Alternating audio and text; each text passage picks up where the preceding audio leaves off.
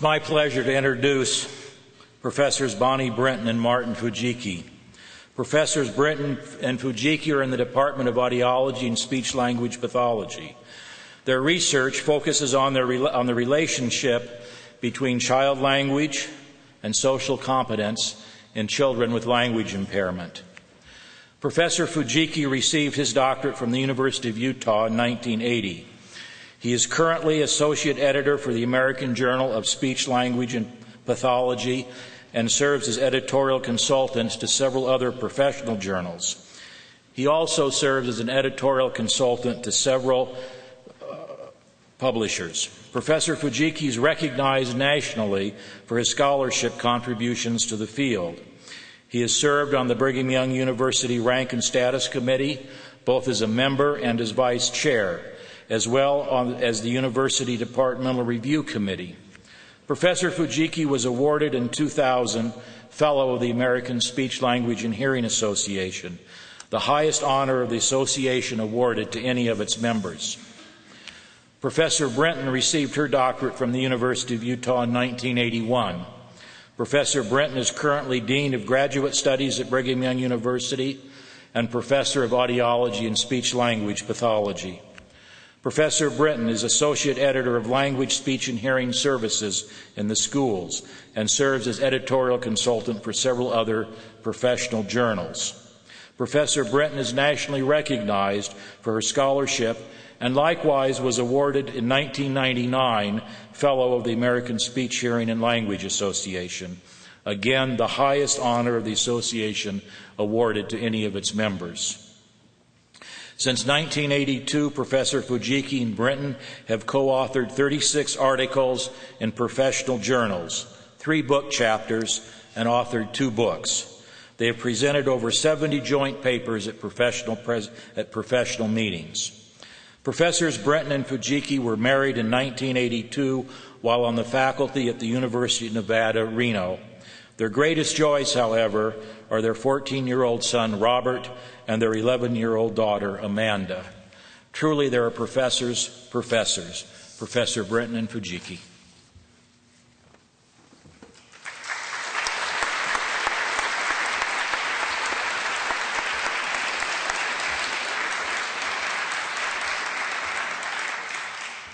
Good morning, brothers and sisters. It's an honor to speak at this forum today, and we'd especially like to thank Dr. McPherson for his kind introduction and Dr. Channel and Sister Hart for offering prayers.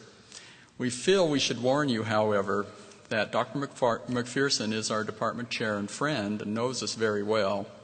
Dr. Channel is also a longtime friend and colleague going back to our days in graduate school.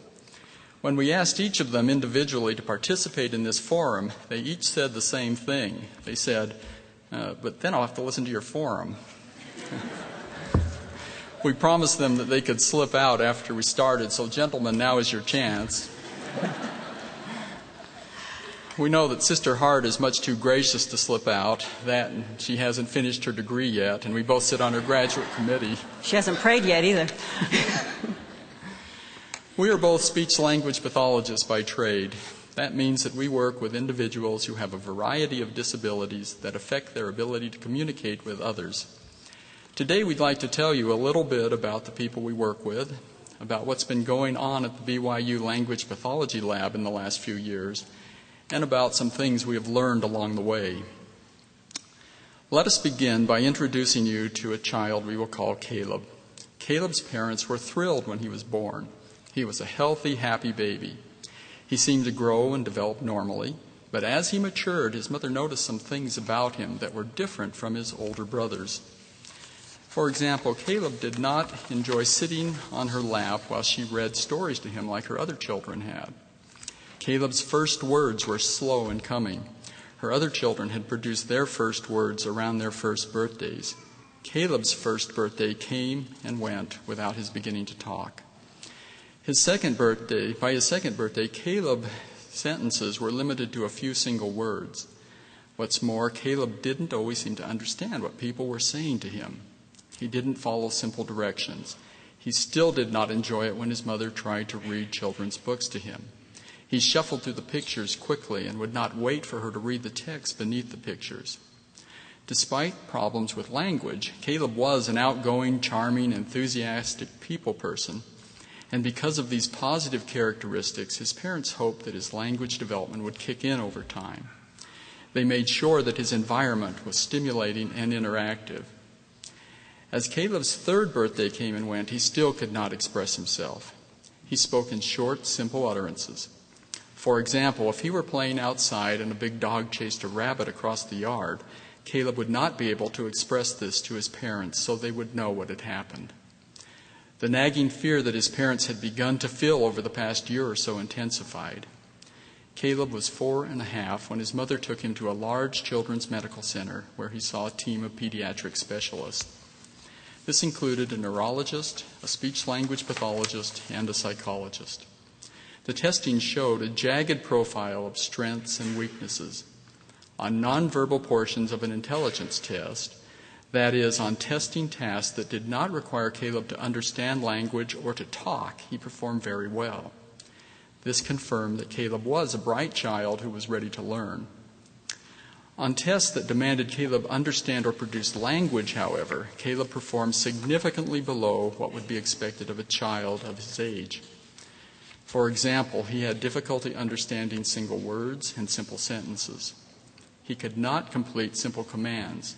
He struggled to name objects, repeat phrases, and produce sentences. Caleb's ability to both understand and express spoken language was impaired. The diagnostic team explained to Caleb's mother that Caleb had language impairment. They told her that she could expect this language impairment to affect every aspect of Caleb's learning and that it would persist over time. Caleb's mother couldn't help but wonder what caused this problem.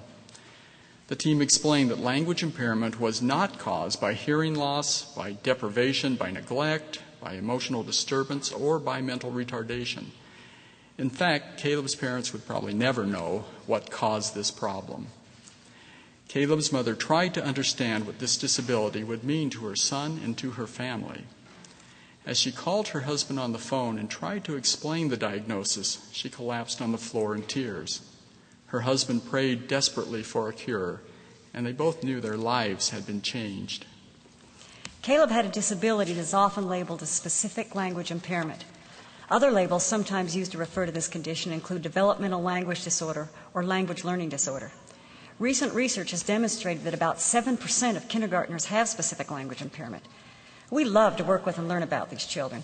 In fact, it was our interest in these children that brought us together as research collaborators when we were students and later as life collaborators. Children with specific language impairment have been the focus of most of our research here at BYU. Let's take a moment and try and understand what it's like to grow up with language impairment. A child with specific language impairment does not usually look or act differently from other children as a baby. Subtle differences in very early development are sometimes evident only in retrospect. The first, most obvious manifestation of language impairment is the child usually does not begin to talk when most children do. In addition, a very young child with language impairment may not be as responsive to parents when they talk. Since the child does not respond to the parent in a way that the parent expects, the child may be difficult to interact with. Anybody who's ever had a conversation with a typical 2-year-old knows that you have to provide a lot of support to keep the interaction going. A child with language impairment needs even more support, and it can be a lot of work to build a conversation with this child. As a child with language impairment reaches school age, he enters a context where his disability will be very evident. Nearly every school task is conducted through the medium of spoken language. The teacher explains rules, gives directions, and disciplines students, all by talking. Students are expected to demonstrate knowledge by responding verbally to questions or probes. The vast majority of instructional content in all subjects is conveyed via language, spoken at first and later written. Since talking and listening do not come easily, children with language impairment may use information through other means, such as seeing or acting on objects. This information may help, but it will not compensate. Reading and writing are particularly difficult since they represent language in another form. Children who cannot speak grammatical sentences will not write them, and children who cannot understand complex verbal forms cannot be expected to recognize these forms in print. Many children with specific language impairment do better at math tasks that involve manipulatives that they can see and handle. Even elementary school math quickly begins to involve verbal logic and word problems, however, and these usually constitute a stumbling block. Language impairment is not something we can expect children to grow out of, Rather, it tends to persist over time. The nature and symptoms of language impairment tend to change as a child matures. For example, for a 3-year-old, the most obvious symptom may be the fact that the child can only produce a few words. When that same child is 13, the major manifestations of language impairment may include difficulty drawing inferences from spoken or written text, an inability to construct a coherent spoken narrative, and problems interpreting figurative language forms. To appreciate what it's like to have language impairment, let's engage in a little exercise of the imagination. Imagine that you were born into a world where everyone has a clarinet in their hand. People communicate by playing the clarinet. They express love, anger, and joy to each other by playing tunes on their clarinets. The evening news is broadcast as the anchor plays the clarinet. Everyone knows what these tunes mean. When you were born, like other babies, you cannot play the clarinet. You blow lots of noises and squeaks, but your parents find these noises quite delightful.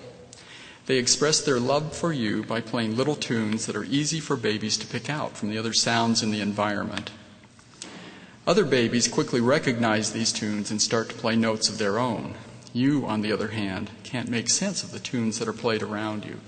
You can't seem to remember them, or maybe you can't pick them out from the background music. In any event, the tunes don't mean much to you. You manage to make some squeaks, and eventually you eke out a few notes, and your parents are thrilled. Finally, you've started to play. Other kids your age, however, are playing songs like Go Tell Aunt Rhody and Mary Had a Little Lamb.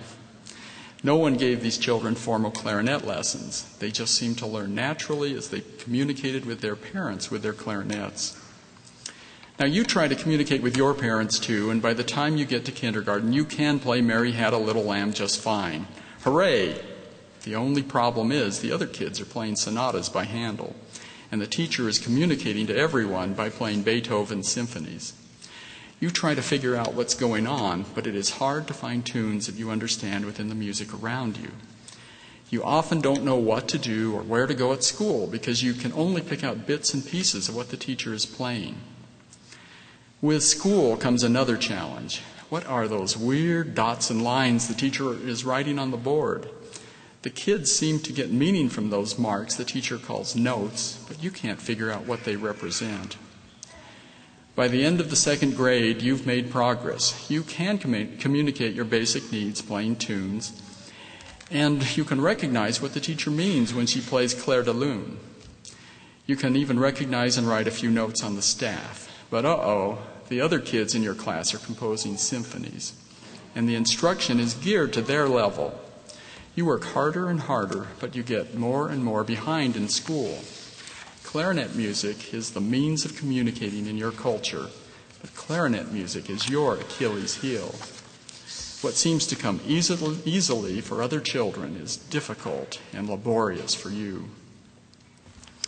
Those of us whose musical ability is limited to turning on the stereo would find the clarinet world a pretty scary and frustrating place. Our language world is the same for children with language impairment. These children are up against some serious barriers. As we mentioned previously, those barriers are most obvious in the classroom. Language impairment quickly undermines a child's performance in school because spoken and written language permeates all parts of the school day. Language impairment is at the core of many learning disabilities. But language impairment affects more than academics. It takes its toll on something else just as important. And that something else is social interaction, which in turn impedes human relationships. It is at the point of interface between language impairment and social relationships we have concentrated our research. Please bear with us while we give you a little perspective on how our work fits in with the research base in our discipline. Traditionally, research in language impairment concentrated on the linguistic manifestations of the disorder. That is, on the child's ability to produce and understand words and to build those words into grammatical sentences. Children with language impairment have difficulty learning new words quickly, and they especially struggle producing the grammatical morphemes that signal meaning and make utterances sound acceptable. Traditional intervention concentrated on helping children acquire new words and learn to produce grammatical forms correctly. When we were doctoral students, we began to shift our attention away from the basic forms of language to more conversational aspects of language. In our first published paper in 1982, we reported our finding that children with language impairment did not just have difficulty with words and sentences. They also struggled to accommodate to their listeners in conversation. They could not use their language to respond to the questions, probes, and comments of others in spontaneous interaction. We were fascinated by the results of our early studies in the conversational aspects of language impairment, and we wanted to pursue this line of work. It seemed, however, that after a brief period of interest in the more pragmatic manifestations of language impairment, a major research arm of our discipline was headed back to the examination and treatment of language form. And we wondered if we wanted to swim upstream. After all, the journals we wanted to publish in were touting a very high rejection rate, and we wondered if we'd be able to get any audience for our work. It was at this point that the Lord intervened in our careers in a very dramatic way. We were both working for State University in the western United States, and our positions allowed little time for research except between the hours of 6 in the evening and 12 midnight. We were desperate for the chance to pay more attention to our research. Against all odds, we were both offered full-time research appointments working for the University of Kansas, a hotbed of research in developmental disabilities, including language impairment. We were stationed at a research satellite located in southeastern Kansas. The good news was we had every day, all day, to write grants and carry out research. The bad news was we were living in a town of 12,000 people, and we did not have access to sufficient numbers of children with language impairment to work with. We did, however, have convenient access to a different clinical population, adults with mild disabilities, including language problems. The Lord had, in essence, provided us with a population that could show us the results of years of living with a language problem and what behaviors would be important to an individual's ability to take a meaningful place in society. We carried out several fairly ambitious studies. We wanted to know what aspects of language were important to an individual's ability to live and function within a community. Here's what we found out. Individuals who were the best integrated within their communities were also those who could use their language, even though it was impaired, to meet the needs of others in conversation. And as soon as we learned this, we very unexpectedly received a pair of job offers from BYU. When we relocated to Provo, we finished up the studies we had begun in Kansas, and we then again focused our research on children with language impairment. But this time, we felt we had a mission. We felt compelled to discover how children with language impairment use their language in social interaction. We came to feel that there were questions appointed for us to tackle. Those questions included, how well are children with language impairment able to interact with their peers in social context? What is the social world of a child with language impairment like? Addressing these questions required us to develop some rather unconventional research tasks and analysis systems. We started by conducting fairly spontaneous conversations with children and by inserting probes into those conversations that required the child to respond to the needs of their conversational partner. For example, in one task, we would talk with the child, then at a reasonable point in the conversation, we would introduce a fairly evocative topic and then pass the floor to the child. For instance, we might say something like, "Last night I went to McDonald's. I got a shake. I spilled it all over my pants." We would then wait for the child to respond. We found that a typically developing child will respond to this topic by saying something like, "Oh, gross," or by asking, "What did you do?" Some of the children with language impairment responded as expected, but what was interesting was that about half of the children with language impairment responded quite differently. It was this latter pattern of response that is illustrated in the following video. In the following example, a 7-year-old boy with language impairment is presented with this probe. As you will see, he seems very amused at the comment and he bursts into laughter. Well, so far so good. His subsequent response, however, is not tied to the investigator's topic at all. He enthusiastically begins to discuss an episode of Ren and Stimpy. And he says, and I quote, "I watched Ren and Stimpy, and this guy was mad. And know what? Yeah, and it is, and he and Stimpy was in that dungeon with that mean old man." End quote.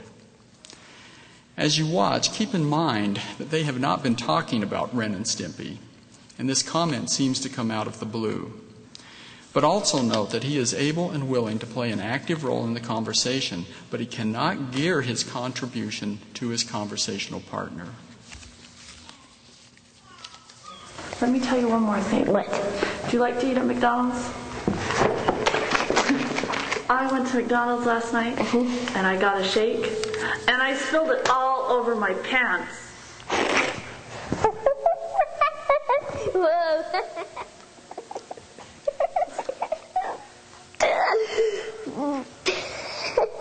watched Ren Stimpy, and this guy was mad.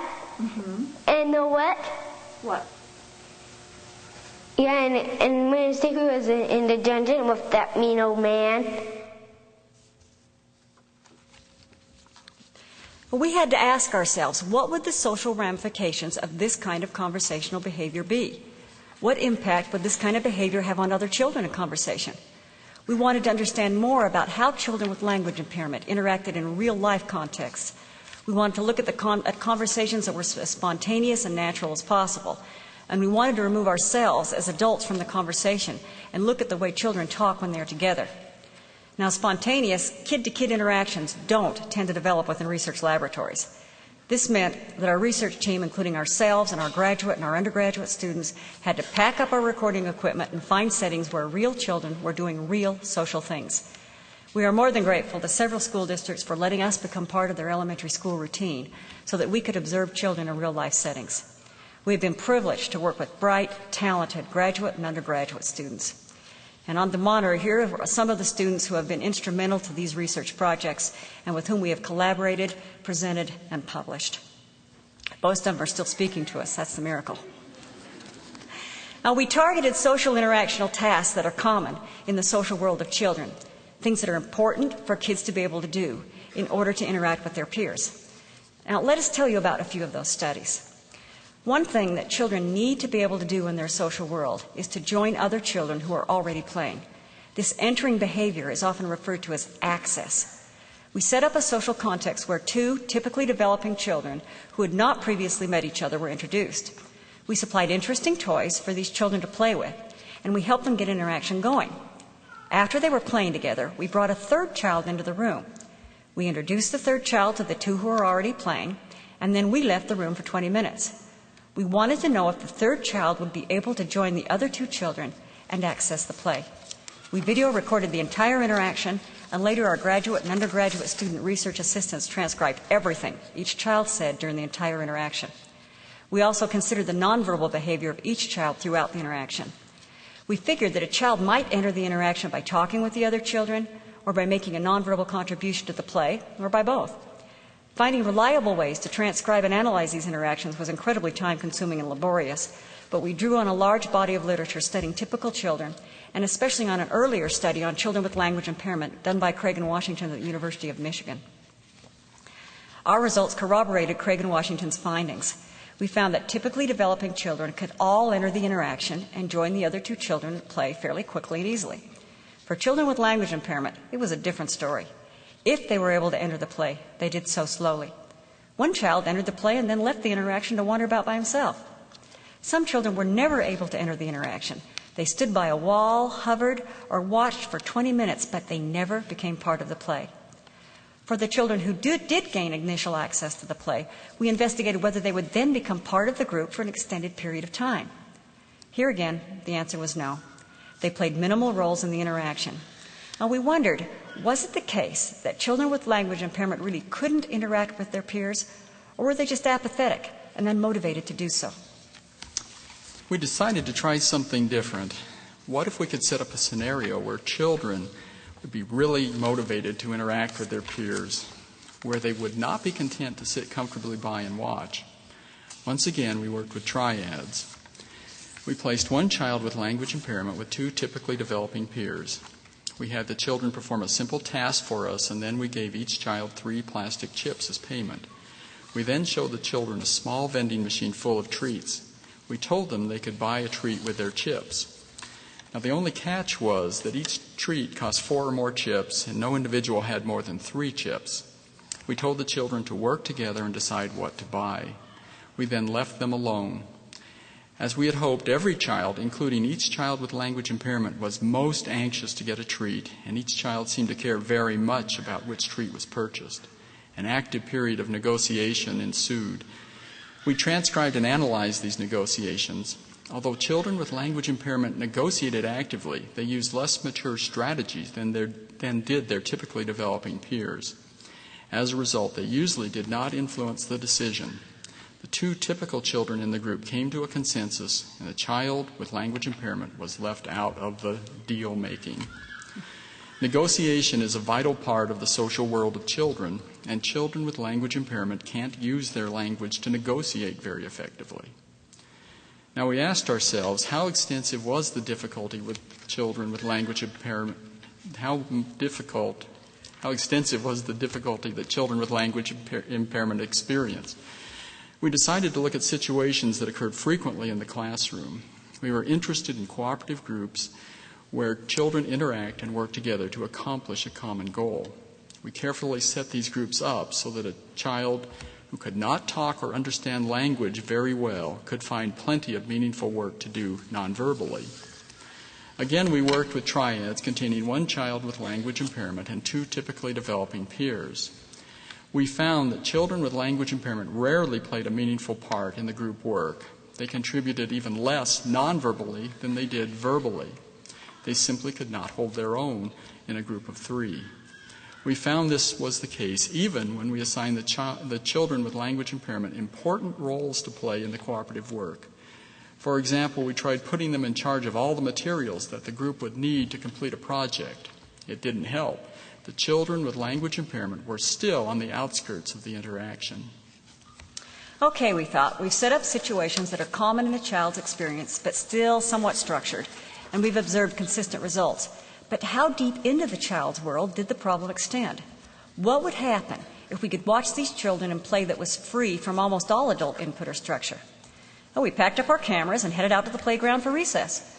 With the help of small mobile cameras and wireless microphones disguised as friendship necklaces, we obtained video and audio recordings of children with language impairment as they went out to recess at school. Once again, we transcribed everything these children said and everything that was said to them. We analyzed their play behavior using an ingenious system developed by Dr. Craig Hart from Marriage, Family, and Human Development here at BYU. The results echoed our previous work. Children with language impairment, unlike typically developing children, spent much of their recess time alone. They wandered from playgroup to playgroup without ever really gaining access to the play. This study provided us with one particularly poignant and informative moment that was not really captured by our quantitative analyses. We happened to catch an interaction among a few typically developing children. They were talking about a girl in the first grade class who had language impairment. This little girl, whom we will call Amy, was frequently withdrawn, but occasionally quite aggressive as well. The little girls plotted to approach Amy and say some rude things. Subsequently, we observed Amy, who sat alone on a basketball staring into space. The little girls gingerly approached Amy, and the interaction went something like this. The girls said, in voices dripping with sarcasm, "We really like your clothes." Then they ran away laughing, evidently expecting Amy to aggress. Amy remained stoic. The little girls approached a little closer, and again, dripping with sarcasm, said, "We really like your black hair." Amy did not react in any visible way. A third time they approached, closer still this time, and said, "We really like your brown skin," laughed, and ran away. Still Amy sat on the basketball. From nowhere, another little girl appeared, approached Amy, and put her arm around her. This little girl tried to help Amy interpret the situation by saying gently, "They're pretending to be nice to you, but they don't really like you." She then added, "But I like you." We were touched by the small act of first-grade heroism, but Amy did not react or respond in any visible way. Amy was evidently unable to understand the intent of the verbal insults, and she was just as unable to understand the intent of the verbally expressed love and support. She could not make use of either type of social information. Amy seemed so totally alone. So what is the fallout of the difficulty that children with language impairment experience in social interactions with their peers? A concurrent line of research that we have been pursuing indicates that children with language impairment as a group tend to be withdrawn at school. They stand around doing nothing, even when there is plenty to do, and they seem fearful or too anxious to join in group play. They sometimes engage in pretend activities alongside of, but not with, other children. These types of withdrawn behaviors are especially concerning because they are often associated with peer rejection in children. In fact, our work suggests that children with language impairment are often poorly accepted by their peers, and they rarely have reciprocal friendships. Outside of school, they have few peers they can do fun things with, such as play at each other's houses or talk on the phone or have sleepovers. They report feeling lonely at school. As one fifth grader with language impairment expressed, "I'm like a broken toy. I just get passed from one person to another. Nobody wants to play with a broken toy." Sometimes we're asked, "Why do you do this kind of work? Doesn't it depress you?" Well, of course it depresses us. We care deeply about these children, and it is difficult to watch their social struggles. But knowledge is power. How can we help a child if we don't exactly know where that child's strengths and challenges are? Our overriding research goal is not to illustrate the social difficulties of children with language impairment and then let it rest there. That is just the start. The compelling question is, what are we going to do about it? How do we help a child like Amy learn to use language to communicate in such a way that she can form and maintain social relationships with others? Traditional interventions for a child like Amy would concentrate on improving the form of her language and supporting her academic work. Now, we feel this type of intervention is important, but we do not feel that it is sufficient. We have been developing techniques and methods to facilitate social language behaviors that can help build healthy peer relationships. Facilitating social language behaviors is a tricky proposition. It's not just a matter of teaching specific social skills. For example, let's say that we wanted to teach a child to make a certain type of validating comment. A validating comment is an utterance that offers validation or support to another individual. A compliment is a type of validating comment. Okay, compliments are easy. So we teach a child with language impairment to approach his peers and say, "Hey, that's a good shirt." Let's say the child learns exactly what we taught him and starts to generalize the behavior, approaching every kid he sees and saying, "Hey, that's a good shirt." His peers quickly pick up on the fact that it doesn't matter what kind of shirt they have on. This little boy is likely to say, "Hey, that's a good shirt." Now, what if the little boy walks up to the class tough guy who has just been in a brawl on the playground and has ripped his shirt in 6 places? Our little boy says, "Hey, that's a good shirt." The little boy has done exactly what we taught him, and he's likely to get his lights punched out because of it. Social language behaviors are only appropriate if they are closely geared to the context in which they are produced, and social contexts are constantly changing. We have found that what we must do to help children with language impairment is to help them gear what they say to this ever-changing context, and this is very difficult for them. Let's go back to validating comments. Validating comments are very important in children's relationships, and we have found that children with language impairment very rarely offer validating comments to their peers. Can we help them do this in a flexible, appropriate way? Yes, our preliminary work suggests that perhaps we can. First, we help the child understand what validating comments are and how they make people feel. Next, we draw the child's attention to the actions and play of peers. Third, we help the child select an aspect of the peer's behavior to offer a supportive comment on. For example, a peer barely misses a game move. The child says, "Oh, almost." The next try, the peer succeeds. The child says, "You did it." The final component is to help the child assess how the comment was received by the peer. This demands focusing on and interpreting the facial expressions, actions, and words of others. This kind of treatment isn't easy, and it isn't quick. We're finding it must be done over and over and over again. But hard work and persistence are a way of life when working with children with language impairment. In fact, we are often amazed at how hard these children work in the face of such significant challenges. Even though we have been working with children with language impairment for 20 years now, we feel as if we have just begun. There are so many unanswered questions. For example, we know there is a relationship between language impairment and social competence, but we are a long way from fully understanding how that relationship works. It is more than a simple matter of language problems leading directly to social problems. Rather, language impairment and social competence are intertwined in development. But how exactly? This much we do know. Children with language impairment are at risk for school failure because their language problems undermine their academic success.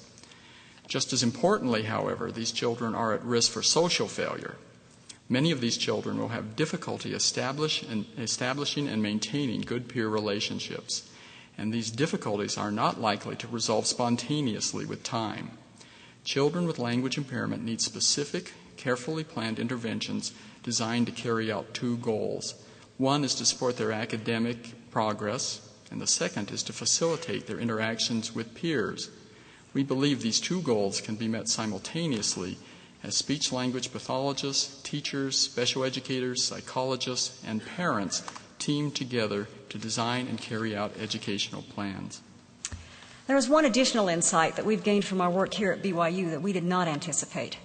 In our years of working with children with language impairment, we have come to understand just how much we expect from these children. We ask them to work especially hard on exactly those things that are most difficult for them. We do this knowing that they will improve and progress, but also knowing that they will continue to struggle with so many things. A child with language impairment, like many other individuals with disabilities, often finds himself in the position where no matter how hard he tries, he still falls behind his peers. Things are just harder for him. If this child compares himself to his peers, as of course virtually all children in our culture learn to do, he will discover that he performs less well at school, he is less popular, and he has fewer friends. Ah, you may say, but what we need to do here is find something at which the child is really adept, something he can do well, a place where he excels. This is a great idea, in theory. In fact, this is a theme that runs through our stories and films and literature. The underdog finds his true talent and excels despite the odds. For example, one of our children's favorite novels is Yang the Youngest and His Terrible Ear by Lindsay Namioka. This book tells the story of a fourth child born into a family of gifted musicians. The youngest child does not have the music in him, however, and disgraces his family with his miserable attempts at the violin. As the story unfolds, he finds that he's a natural athlete and he excels on the local baseball team. His family recognizes that his gift is different from theirs, but they learn to value it. Everyone lives happily ever after. This is a great story, but it is just that, fiction. In real life, if you have a disability such as language impairment, you are almost always at least a step behind your peers in just about everything. Moments of rising above the crowd or even drawing even with the crowd are few and far between, yet you are expected to work hard all the time to try and close a gap that never narrows. Where do you find the strength to keep going? We have come to discover that the only way we can motivate a child to put in the effort needed to keep the learning curve moving upward is to help that child understand where her true value comes from. In this society where excellence is constantly measured on a comparative and competitive scale, a child needs to understand that it doesn't matter what anyone else can do or learn. What matters is that each child is a child of God, beloved equally with everyone else.